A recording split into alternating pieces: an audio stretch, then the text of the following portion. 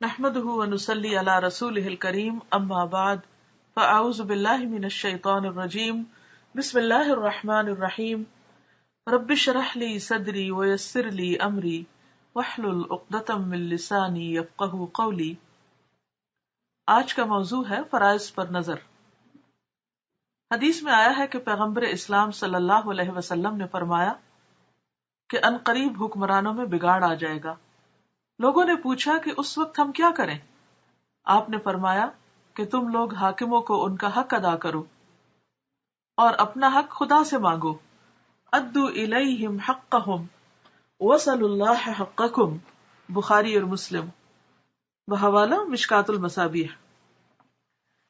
یہی بات حضرت مسیح علیہ السلام نے ان الفاظ میں فرمائی کہ جو قیصر کا ہے قیصر کو دو اور جو خدا کا ہے خدا کو دو۔ قیصر رومی بادشاہوں کا لقب تھا، یعنی جو بادشاہوں کا یا حکمرانوں کا حق ہے انہیں دو اور جو اللہ کا حق ہے اللہ کو دو۔ یہ آسمانی شریعتوں کی ایک اہم تعلیم ہے۔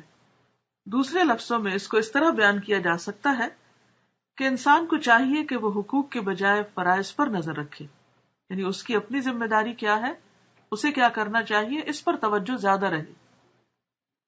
وہ حقوق کے نام پر دوسروں سے ٹکراؤ کرنے کی بجائے خود اپنی ڈیوٹی کو پہچانے اور اس کو پورا کرنے میں لگ جائے۔ اس کا تقاضا ہے کہ آدمی کی نظر اپنے حق پر نہ ہو بلکہ اپنے فریضہ پر ہو۔ وہ یہ نہ دیکھے کہ اس کو کیا ملا اور کیا نہیں ملا، بلکہ اس کی ساری توجہ اس پر مرتکز رہے کہ خود اس نے کیا دیا، اس نے انسانیت کے اثاثہ میں کیا اضافہ کیا، یعنی انسانیت کے لیے کیا کنٹریبیوٹ کیا۔ حقوق طلبی کا مزاج سماج میں انتشار اور ٹکراؤ پیدا کرتا ہے، یعنی جب انسان مطالبات زیادہ کرتا ہے تو اس سے انسان کے اندر، یعنی معاشرے کے مختلف افراد کے اندر ٹکراؤ پیدا ہوتا ہے، جھگڑے اور فساد پیدا ہوتے ہیں۔ وہ باہمی اعتماد کی فضا کو ختم کر دیتا ہے، وہ نفرت اور دشمنی کی فضا پیدا کرتا ہے۔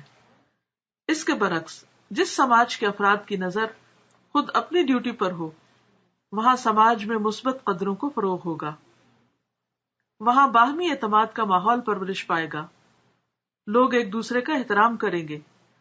ایسے سماج میں امن اور سکون کی ہوائیں چلیں گی، کیونکہ جب ہر شخص اپنا فرض ادا کرے گا تو دوسروں کو ان کے حقوق ملتے جائیں گے۔ سماج سے حکومت بنتی ہے، حکومت سے سماج نہیں بنتا۔ اگر کسی سماج میں مثبت قدروں کو فروغ حاصل ہو جائے تو اس کے بعد وہاں جو حکومت بنے گی وہ اپنے آپ ایک درست حکومت ہوگی۔ اس کے برعکس جس سماج میں منفی قدروں کا غلبہ ہو، یعنی نیگیٹیوٹی پائی جاتی ہو، وہاں حکومت بھی ویسی ہی ہوگی جیسا کہ وہاں کا سماج ہے۔ حدیث کا مذکورہ اصول سماج کی اصلاح کا بھی ضامن ہے اور اسی کے ساتھ حکومت کی اصلاح کا بھی ضامن۔ ذاتی اصلاح اجتماعی اصلاح کی سب سے بڑی ضمانت ہے، اور ذاتی اصلاح کا آغاز کہاں سے ہو کہ انسان اپنے کو ملنے والی نعمتوں پر توجہ کرے اور جو کچھ اس کی زندگی میں نہیں اس پر پریشان نہ ہو۔ اگر آپ اس پر توجہ رکھیں کہ آپ نے اپنی ذمہ داریاں کتنی ادا کی اور کون سی باقی ہیں، تو آپ کا سارا دھیان ایک مثبت کام کی طرف لگ جائے گا۔ لیکن اگر آپ ساری توجہ اس بات پہ کر لیں کہ کس کس نے آپ کے ساتھ زیادتی کی اور آپ کو آپ کا حق نہیں دیا، تو آپ بلا وجہ غمگین ہونا شروع کر دیں گے۔ مثلاً اگر آپ یہ سوچنا شروع کریں کہ بچپن میں میرے ماں باپ نے مجھے یہ نہیں دیا، میرے ساتھ ایسا نہیں کیا، کچھ ان محرومیوں کو یاد کریں، پھر کچھ شوہر کی طرف سے ملنے والی ایسی محرومیاں، تو یہ ساری چیزیں مل کر انسان کی سوچ کو منفی کر دیتی اور پھر انسان کسی کو کچھ دینے کے قابل نہیں رہتا۔ کسی کو وہی دیتا ہے جس کے اپنے پاس کچھ ہو، اور اگر اپنے پاس ہی کچھ نہیں تو کسی کو کیا دیں گے۔ تو اللہ تعالیٰ سے دعا ہے کہ وہ ہمیں عمل کی توفیق عطا فرمائے۔ وآخر دعوانا ان الحمد للہ رب العالمین۔